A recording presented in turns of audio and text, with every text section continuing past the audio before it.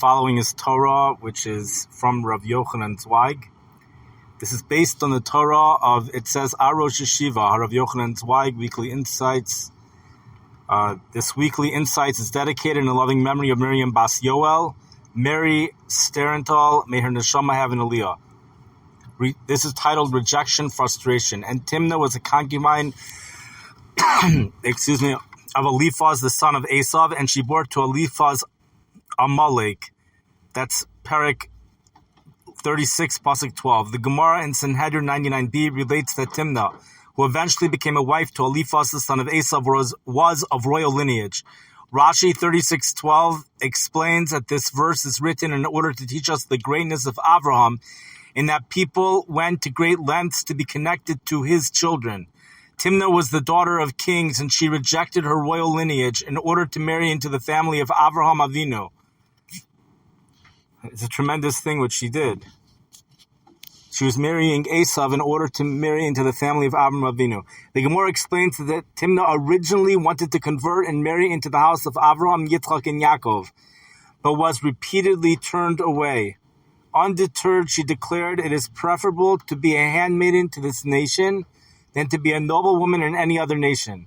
She therefore became a concubine to Eliphaz, the son of Esav, who was from the house of Abraham and Yitzchak, and a nephew to Yaakov. Ultimately, her union with Eliphaz led to the birth of Amalek. The Gemara seems to make a stunning criticism of the Avos. Why did she give birth to Amalek, who caused such suffering to the Jewish people? Because they should not have rejected her. The commentaries struggle to explain why the Avos rejected Timnah. Some say because she herself, according to a prior Gemara, was an illegitimate child. See the Rif in the Ein Yaakov. Some say because Timnah's conversion was primarily motivated by her desire to marry into the family of the Avos, and it is forbidden to accept converts solely on their desire for marriage, says the Yalkut HaMeiri.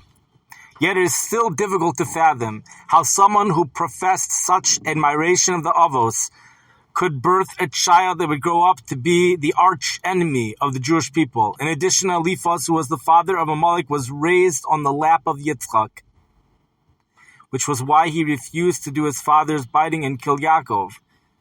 He didn't listen to his father. His father told him to kill Yaakov, and he refused to do it. How is it possible that a mother who gave up everything to connect with the Jewish people, and a father who was the best of Esav's children, would give birth to a child who is the ultimate enemy of the Jewish people and constantly seeks their destruction? Rashi in Sanhedrin 99b explains that the mistake of the Avos was that they pushed her. They pushed her away from the sheltering embrace. They pushed her away from the Shekhinah when they really should have converted her. In other words, even though they did not want her to marry into the family, they should not have rejected her desire to be connected to Hashem. This concept is key. The most basic element of humanity is the need to connect. This is what drives the search for love and the search for a relationship with a higher power. Elementally, everyone wants and desires to belong. This is the basis for being part of a community, a club, or a certain clique. It is critical to the development of mankind because being connected as individuals allows for a much greater whole. This strength is expressed on the Great Seal of the United States. In other words, the strength of the country stems from diversity becoming a unified entity. The foundation of mankind, acceptance, and connection is vital to our emotional well-being. The flip side, of course, being rejected, is devastating to our emotional well-being. Rejection leads to intense surges in anger and aggression. In 2001, the Surgeon General of the U.S. issued a report stating that rejection was a greater risk for adolescent violence than drugs, poverty, or gang membership.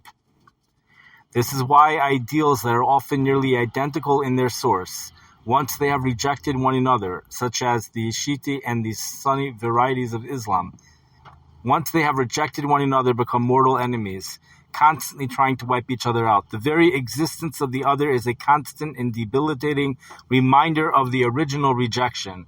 The Avos' rejection of Timnah was so devastating to her that it far overwhelmed any appreciation she had for them.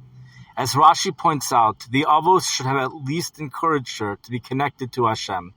as this would have seemingly mitigated part of the rejection. They did not, and therefore her only child, Amalek, made it his life's mission to avenge that rejection and repay the avos for the pain caused to his mother.